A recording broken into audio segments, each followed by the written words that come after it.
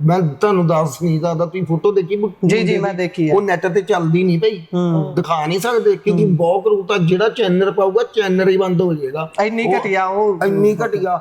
ਮੈਂ ਤੂੰ ਯਕੀਨ ਕਰਿਓ ਐਡਾ ਲੰਬਾ ਵੀਰੇ ਡੰਡਾ ਸੀਗਾ ਬੱਚੇ ਦੇ, ਜਿਹੜਾ ਦਿੱਤਾ ਹੋਇਆ ਸੀ ਪ੍ਰਾਈਵੇਟ ਪਾਰਟ 'ਚ।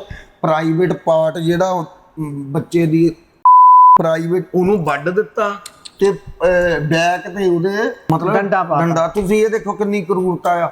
ਇਹ ਦੇਖ ਕੇ ਬਾਈ ਕਰੂਰਤਾ ਦਿਲ ਮੇਰੀ ਇਹ ਨਾ ਸ਼ੂਟਿੰਗ ਚੱਲਦੀ ਸੀ ਚੰਡੀਗੜ੍ਹ। ਹਾਂਜੀ।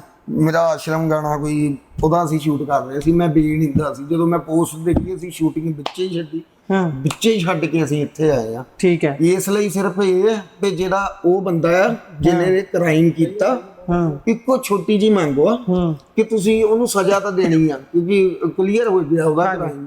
ਤੁਸੀਂ ਉਹਨੂੰ ਸਜ਼ਾ ਦੇਣੀ ਆ, ਉਹ ਵਾਲੀ ਨਾ ਦਿਓ ਜਿਹੜੀ ਉਮਰ ਕੈਦ। ਉਹ 25 ਸਾਲਾਂ ਬਾਅਦ ਬਾਹਰ ਆ ਜਾਂਦਾ, 30 ਸਾਲਾਂ ਬਾਅਦ ਬਾਹਰ ਆ ਜਾਊਗਾ। ਉਹਦੀ ਤਾਂ ਜਾਨ ਬਚ ਗਈ ਆ।